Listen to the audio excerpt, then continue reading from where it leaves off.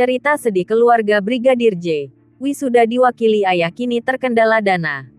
Brigadir Nofriansyah Yosua Huta Barat alias Brigadir J seharusnya mengikuti wisuda Fakultas Hukum Universitas Terbuka UT di Jakarta pada Selasa tanggal 23 Agustus tahun 2022.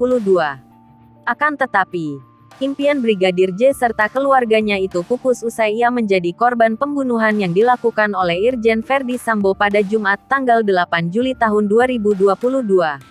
UT pun telah mengizinkan pihak keluarga untuk menggantikan Brigadir J dalam prosesi wisuda tersebut. Menanggapi undangan dari UT untuk menghadiri acara wisuda, ayah Brigadir J, Samuel Huta Barat mengatakan, pihak keluarga sangat ingin hadir dalam momen tersebut.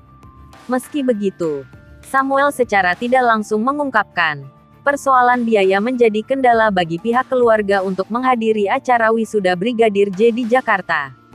Semasa hidupnya, Brigadir J bercita-cita menyandang gelar sarjana agar dapat menempuh pendidikan perwira. Di tengah kesibukannya sebagai anggota Polri, dia menyempatkan diri untuk berkuliah di Universitas Terbuka sejak tahun 2015. Hingga akhirnya dia dinyatakan lulus pada April tahun 2022 lalu. Sebagaimana dikutip tribunnews.com dari Pangkalan Data Dikti, Brigadir J lulus dengan indeks prestasi kumulatif IPK 3,28. Brigadir J berasal dari keluarga sederhana menurut kesaksian tantenya, Rohani Simanjuntak. Brigadir Nofriansyah Yosua Huta Barat atau Brigadir J adalah putra kedua dari pasangan Samuel Huta Barat dan Rosti Simanjuntak.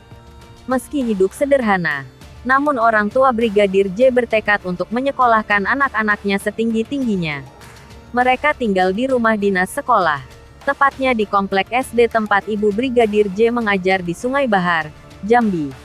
Awalnya, ibunda Brigadir J adalah seorang guru honorer, namun ibunya kini telah berstatus sebagai pegawai negeri sipil PNS. Untuk menambah pemasukan keluarga, orang tua Brigadir J membuka warung yang menjual kebutuhan pokok.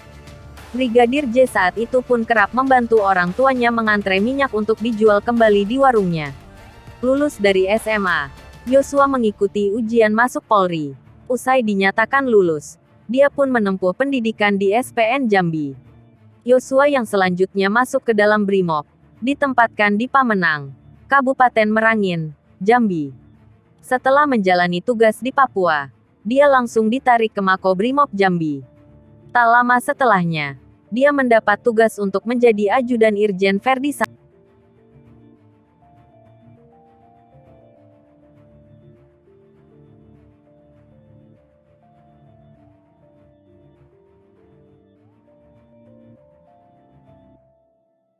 Hai pemirsa Sri Popo TV, jangan lupa komen, like, dan subscribe, serta tonton terus berita-berita terupdate lainnya ya.